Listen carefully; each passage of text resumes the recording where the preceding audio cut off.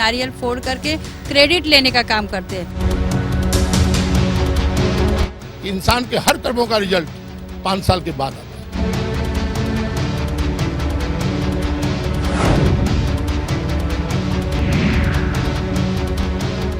Break के बाद बहुत बहुत स्वागत है आपका। मैं हूं अरविंद आशुतोष। आप देख रहे हैं शंकर नगर से मुंबई की आवाज़, जो गोरेगांव वेस्ट में है। विषय है, राज ठाकरे ने जब हाल ही में बयान दिया था कि उत्तर भारतीय जो रिक्शा चलाते हैं उनको परमिट मिलता है तो उसको जला देना चाहिए। उसके बाद एक घटना भी घटी अंधेरी में, एक रिक्शा को जला दिया गया। लेकिन उत्तर भारतीय समाज की तरफ से अभी तक बौखलाहट जो सामने आनी चाहिए उसमें कमी देखी जा रही है। हर कोई दहशत में है कि वाकई राज ठाकरे को किस तरह से जवाब दिया जाए। संतोष की बात यह है कि राज ठाकरे अपने बयान से मुकर चुके हैं, यू टर्न ले लिया है।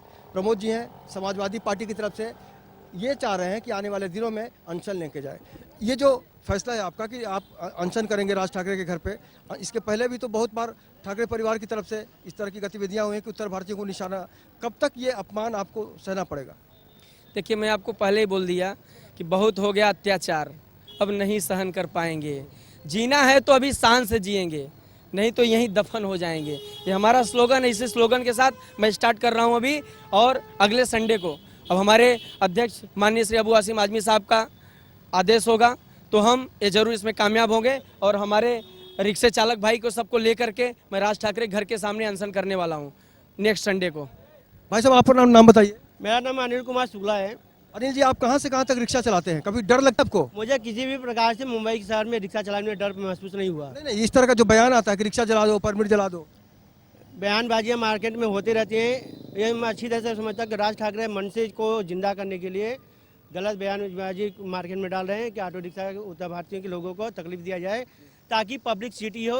मनसे जो बुरी तरह से टूट चुकी है, वो सोचता है कि मराठी मारू को मैं इस तरह के बयान दूंगा तो मराठी मारू जो हमारे वोट देंगे। आज की तारीख में मारू जो मराठी मानुस है वो किसी तरह के गलत नहीं हो, वो भी पढ़े लिखे एजुकेटेड लोग हैं, उनको भी समझ में आती है कि पॉलिटिक्स क्या हो रही है। तो आपके बयानबाजी से पब्लिक आपको वोट देने नहीं जाएगी। वोट देने के लिए आप अच्छा काम करो, पब्लिक को विकास महसूस होना चाहिए। आज की समस्या सबसे बड़ी समस्या महंगाई। लोगों को खाने के पैसा आठ नहीं, राजनीति कौन करेगा? राजनीति करने के लिए पैसा चाहिए। और देखिए, अच्छी खासी पैसे हैं, आप संसद में अपने घर में बैठे हो, क्या बोलते हैं, मीडिया को बुला लिया और वहाँ पर बैठ के भाषण दे दिए। रिक्शे वाले को उत्तर भारतीय जो नए हैं, नए परमिट आ रही है, उनके रिक्शे को आप जला दीजिए और बस। कौन करता है? आप करते हो। खाली आपके कहने पर कुछ लोग उकसावे में आ जाते हैं, वो आखिर जलाते हैं, गलत करते हैं। मगर उन्हें जाके पूछो, रात को 2 बजे, 2:30 बजे, 3 बजे आप अपने काम से छुटकारा पाते हो तो आपको घर के दरवाजे पर कौन छोड़ता है? एक रिक्शा वाला ही छोड़ता है, दूसरा कोई आके नहीं छोड़ता है। रास्ते पे आप अगर प्राइवेट गाड़ी भी पकड़ते हो तो वहाँ पे एक ड्राइवर उत्तर भारतीय ही होता है, दूसरा कोई नहीं होता। महाराष्ट्र की आप बात करते हो कि उनका आप कहते हो कि 70,000 परमिट मार्केट में आया हुआ है, इसमें से 30% मराठी लोगों को दिया गया, बाकी बोलो भैया। अरे भैया मेहनत कर रहे हैं तभी उनको परमिट मिल रहा है। आप भी मेहनत कीजिए, आप भी लीजिए। फॉर्म निकला था, आपने फॉर्म भरा क्यों नहीं? अगर आप फॉर्म भरे होते तो आपको भी मिनट में आते, आपको भी परमिट मिलता था। तो जब आप आलसीपना करोगे, दूसरा जो मेहनत करेगा वो तो लेके जाएगा ना। आप मेहनत भी नहीं करना चाहते हो, घर में बैठ के खाना चाहते हो, उनको नहीं मिलना चाहिए, ये कौन सी बात है? अरे हक सबका है, मेहनत करो, लेके जाओ। ये तो सच है कि जो मेहनत करता है उसको फल ज़रूर मिलता है। मुंबई में भाजी बेचने वाले, अखबार बेचने वाले लोगों को भी बहुत आगे बढ़ने का मौका मिला है, लेकिन जाहिर तौर पर समझा जा सकता है कि उनके अंदर प्रतिभा होगी। आज मुंबई में उत्तर भारतीय समाज के लोग बहुत बड़े लेवल पे पॉलिटिक्स में अपनी दखल दे रहे हैं, वो बड़े बड़े पदों पर हैं, मंत्री भी यहाँ पर रह चुके हैं। आज की तारीख में भी बहुत सारे उत्तर भारतीय लोग मंत्रिमंडल में जुड़े हैं। क्यों? क्योंकि उनके अंदर टैलेंट है, उनके अंदर एक क्षमता है। लेकिन आज जो उत्तर भारतीय मुंबई को एक गति देता है, विकास के मार्ग में अपना पसीना बहाता है, आज वो कहीं ना कहीं से उसको लग रहा है कि उसका मनोबल टूटा हुआ है। तो जिम्मेदार कौन है? क्या कभी लगता है कि आपको जिस तरह से सरकार ने एक वादा दिया था कि अच्छे दिन आएंगे, सबका साथ सबका विकास, कभी महसूस हुआ आपको? देखिए, भाई साहब एक मिनट, माननीय प्रधानमंत्री जी का ये बात है, अच्छे दिन आएंगे। देखिए, अच्छे दिन सबके तो नहीं है, लेकिन भारतीय जनता पार्टी के लोगों का अच्छा दिन तो आ गया। प्रधानमंत्री जी जो बोले तो सही बोले, उनके अच्छे दिन तो आ गए ना। गरीब जनता को उनको गरीब जनता से उनको क्या लेना देना है। और रह गई बात, राज ठाकरे को मैं ये बोलना चाहता हूँ कि उनके आजू बाजू, उनका ड्राइवर से लेकर के उनके आजू बाजू, उनका एडवोकेट, उनका पर्सनल असिस्टेंट, जितने लोग हैं सब उत्तर भारतीय हैं। तो और राज ठाकरे भी उनका पुराना इतिहास उठाकर देखें तो शायद उनको पता नहीं होगा। इतिहास उठा करके देखें, प्रबोधन ठाकरे उनके बाबा जो हैं, उनकी जो जीवनी उठाकर पढ़ें तो उनको शायद मालूम हो जाएगी उनकी जड़ कहाँ से है। बिहार आए, बिहार से एमपी आए, इलाहाबाद में उनकी पढ़ाई। यही तो बात है जो हम लोग समझ नहीं पाते हैं कि ये लोग पॉलिटिक्स भी करते हैं और ये भी कोशिश करते हैं कि लोगों को पता नहीं, लेकिन जनता सब जानती है। ये पब्लिक है भैया, पब्लिक से कोई बड़ा नहीं होता, क्योंकि पब्लिक ही आपको सरकार बनाती है, पब्लिक ही आपको ठहराव देती है। ये भाई साहब आप आइए, अपना नाम बताइए। जवाहर यादव। यादव जी, आप किस तरह से मुंबई में अपने आप को पाते हैं? क्या आपको डर लगता है या आप अपने आप को सुरक्षित मानते हैं? डर तो ऐसा कोई बात का नहीं है, लेकिन तो जो भड़काऊ बयान देता है कोई भी नेता, तो क्या अगर किसी को जीतना है तो उसको प्रेम से जीत सकते हैं, न कि डरवा के और धमका करके। अगर किसी के दिल को जीतना है, आज एक छोटे से बच्चे को भी अगर डरवा के या गर्म होके बोलेंगे तो आपकी बात को नहीं सुनेगा। अगर आपको राजनीति में आना है, अगर आपको कुछ करना है तो उसको प्रेम से करो, वो आपके पक्ष में होएगा। राजनीतिक दबाव बना के या किसी प्रकार से भड़का हुआ करके जो है आपको किसी का दिल जीतना चाहते हो वो नहीं जीत सकते। आपके गांव के जो लोग हैं, आपके जो परिचित लोग हैं, जब इस तरह की घटना होती है तो क्या बातचीत होती है आप लोगों में?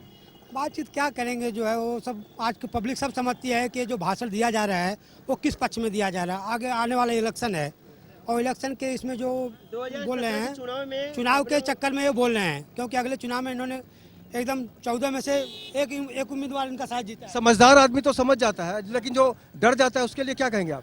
मैं जो व्यक्ति डर रहा है उनसे एक ही बात का निवेदन करूंगा कि मुंबई शहर आपकी है और किसी की नहीं है। जो यहाँ पे मेहनत करेगा उसी का है। आप अगर डर के घर में बैठोगे तो घर में चूड़ी पहनने वाले काम मत करो। मर्द हो, मर्द के जैसे सामने निकलो। अरे एक तोड़ेंगे तो एक तो हम भी एक को मारेंगे। मर्द को दर्द नहीं होता। 10 आदमी अगर आएंगे एक को तो हम पीट के जाएंगे ही। खाली आज के तारीख में सामान ढूंढने की जरूरत नहीं, रोड के ऊपर पत्थर पड़ा है लेके खोपड़े में मार दो। हाँ, इस बात से हम इत्तेफाक नहीं रखते कि आप हिंसक कार्रवाई को अंजाम दें। आपके पास आएंगे भाई साहब, इस तरह का जब विवाद पैदा होता है क्या गुजरती है आपके दिल पर?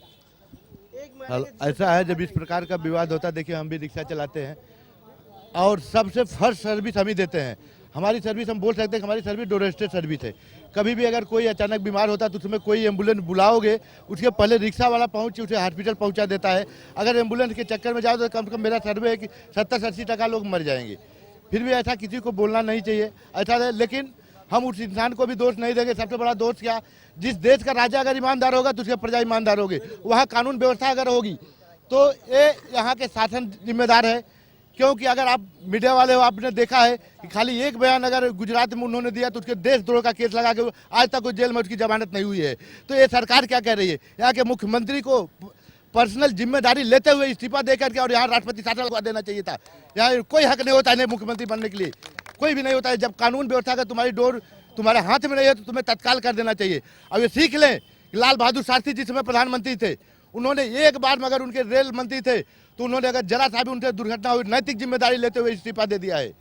यह सरकार अपने हर मुद्दे पे विफल है और यह सरकार अपनी जो है कि मुद्दे को छुपाने के लिए इन्होंने ऐसा राज चला हुआ है। ये इनकी एक चाल है। इस चाल के पीछे कोई ना कोई शक्ति तो होगी। ये जो फ्रंट पे बैठे हुए हैं, सबसे भ्रष्ट वही है जो फ्रंट पे बैठे हुए हैं। जो फ्रंट पे बैठे हुए हैं इसके जिम्मेदार वही लोग हैं जिसकी सरकार है जो है। अगर ये प्रशासन टाइट हो तो कभी ऐसा कुछ बयानबाजी कुछ नहीं हो सकता। आपको कभी एहसास हुआ कि आपके साथ सरकार है, यहाँ पे व्यवस्था सुरक्षित है? आप लोग, अरे क्या हम लोग सुरक्षित है, क्या व्यवस्था? ऐसे हालात में आप जो बोलते हो, आप पूछे रिक्शे वाले बेचारे गरीब हैं, बोलते नहीं है। जब अगर हमें किसी बीमार हो, किसी को ऐसा लेकर अगर गली में छोड़ने के लिए जाना पड़ता है ना, जब ऐसे बयानबाजी होती है तो छोड़ने जाने में तो हमें डर नहीं लगता, लेकिन जब हम वहाँ आने लगते हैं तो डर लगता है कि ऐसा माहौल बना हुआ, किसी ने कोई एक पत्थर मार दिया तो, कोई ऐसा कुछ कर दिया तो, ऐसा दर्शक अपने अंदर बना रहता है और ये सबके अंदर बना रहता है जब ऐसा माहौल दिया जाता है। तो ये जो है कि यहाँ के जो मुख्यमंत्री जी हैं उन्हें पर्सनल जिम्मेदारी लेना चाहिए और जो रिक्शा जला दिया गया है ना, उन्हें तत्काल नया रिक्शा देना चाहिए और एक के बदले एक नहीं 2 रिक्शा खुद का परमिट करके उसे देना चाहिए। तो मैं जानूँ कि यहाँ कोई कानून व्यवस्था नाम की चीज़ है। ये तो आम जनता की भावना है। पॉलिटिक्स में जो सच होता है वो भी आप जानते हैं। क्या आपको लगता है कि अभी वाकई पॉलिटिक्स से ऊपर हटकर रिक्शा वालों को विश्वास दिलाना चाहिए कि हम सब एक हैं, हम सुरक्षित हैं? देखिए हम तो यही गरीब रिक्शा चालक भाइयों को तो यही बोल रहा हूँ। मैं तो घूम घूम करके बोल रहा हूँ, 2 दिन से जब से हादसा हुआ मैं बहुत दुखी हूँ और हमारी पार्टी बहुत दुखी है। हमारे नेता अबू आसिम आजमी साहब बहुत चिंतित हैं और कल विधानसभा में आवाज़ भी उठाए थे, लेकिन अभी तक कोई कार्रवाई नहीं हुई है। हाँ, रह गई बात मीडिया में हम सुनने में आ रहा है कि राज ठाकरे अपनी बात से पलटी मार दिए, हमको इससे लेना देना नहीं है। राज ठाकरे साहब ऐसा बयानबाजी क्यों करते हो? आपको लगता है कि उत्तर भारतीय डरने वाले नहीं हैं? दहशत जरूर आप एक बार फैला देते हो।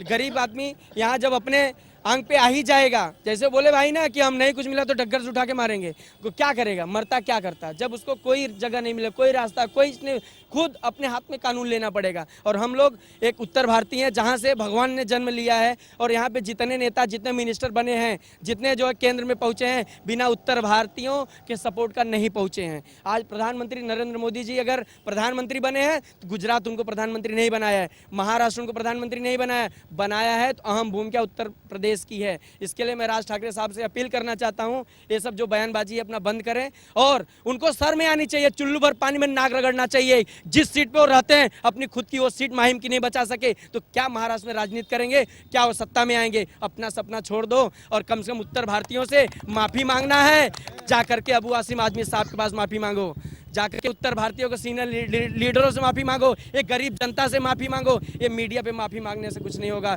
राज ठाकरे साहब आप देख रहे हो, बाला साहब ठाकरे बनने की एक ख्वाब छोड़ दो। बाला साहब ठाकरे जैसा इंसान कोई न था, न होगा, न रहेगा। वो भी गरीबों की जो है तकलीफ समझते थे, लेकिन राज ठाकरे साहब आप बाला साहब ठाकरे बनने की कोशिश मत करो। आप बाला साहब ठाकरे नहीं बन सकते हो। आप गरीबों का हाल होगे ऐसा बर्बाद। आज आपका खाता नहीं खुला है, कल एक नगर सेवक भी नहीं रहेगा। ये मेरा पूरा चैलेंज है इतनी गरीब जनता के साथ। कुल मिला यहाँ के जो लोग हैं वो इस बात को लेकर काफ़ी नाराज़ हैं कि रिक्शा वालों के ऊपर जिस तरह से हमला हुआ उसको लेकर उनका जो मनोबल टूटा है उसके प्रति जिम्मेदार कौन है? सरकार अपने होने का एहसास नहीं दिला पाई है। यही कारण है कि हर कोई अपने तरीके से सोचने को मजबूर हो गए हैं। अगर आपके आसपास भी कोई समस्या है जिसका समाधान नहीं हो रहा है तो आप हमें फ़ोन कीजिए, हम आपके पास बनेंगे और आपकी आवाज़ को उठाएंगे। आज के सफ़र में इतना ही, कल फिर मुलाकात होगी किसी अलग इलाके में किसी अलग समस्या के साथ। तब तक मेरे बहन देवानंद सिंह के साथ मुझे यानी अरविंद आशुतोष को दीजिए इजाज़त। नमस्कार।